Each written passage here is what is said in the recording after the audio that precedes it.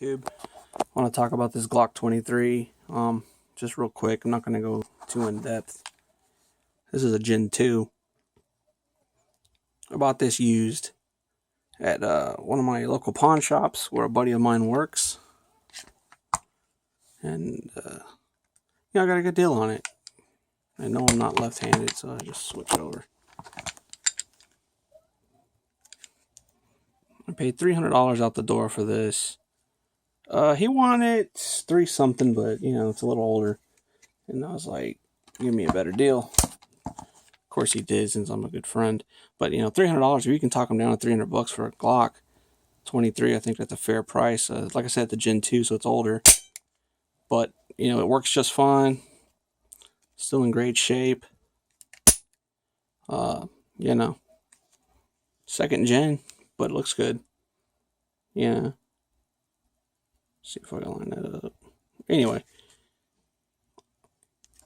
these are great guns.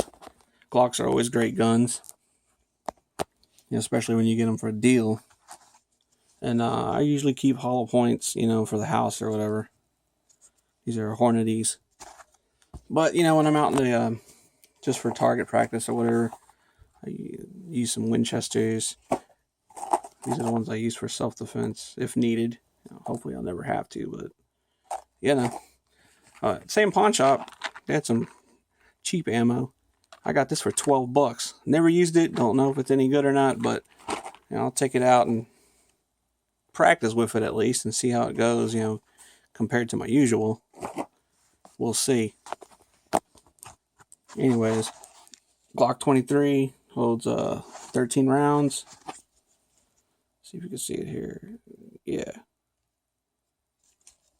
13 rounds. So, it's okay. I guess you could get one that holds more, but for the size, it's kind of a small frame. It fits good in my hand, but it's I guess I got an average size hand. Some dudes have really huge hands. It probably might feel a little small for you, but it might feel big to somebody that's really small. But for the average person, I think it fits pretty good. It's not too big. You can conceal this if you need to.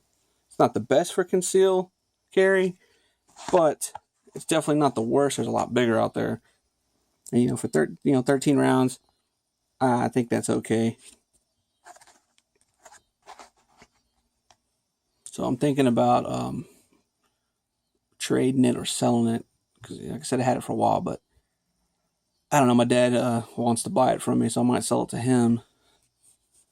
I have an XD40 that I might start using for every day, which is a Springfield.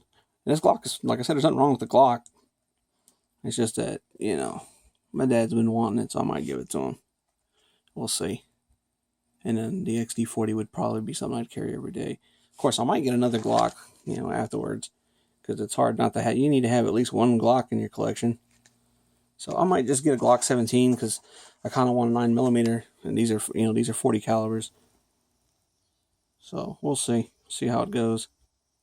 If anybody came over from my old coin channel, I guess thanks for coming. And if you're new, I had an original channel. I collect silver and gold, stuff like that. So, I had some gun videos on there, which I might transfer some over here. But I didn't want to get the two channels clogged up with, kind of different subjects. I guess they're kind of related since you go to gun shows and they have some of the same stuff there. Nonetheless, I tend to ramble a little bit. But maybe I'll probably take this out to the ranch and get some footage of shooting it, see if people can get an idea how it goes. Of course, this gun's been around for so long, people know how this goes. So I don't want to. I'm just showing you. There's always people that want to look at it, especially since there's not too many videos of Gen 2 on YouTube. Mostly Gen 4s now are on there. But, if you get a Gen 2, there's nothing wrong with it. It works like a champ.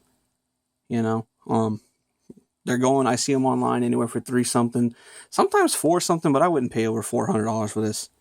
No way.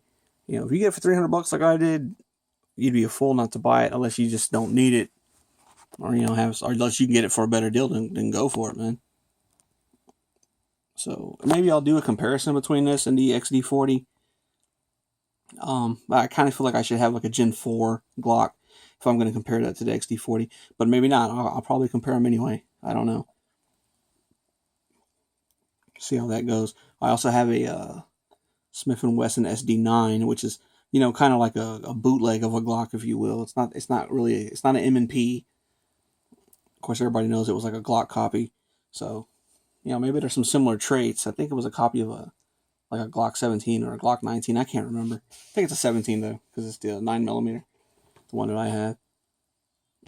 So maybe I'll do some comparisons, kind of, you know, random comparisons, but, you know, people like to see different stuff. And, you know, I know myself, I get tired of seeing the same stuff over and over. So see some different comparisons would be kind of neat.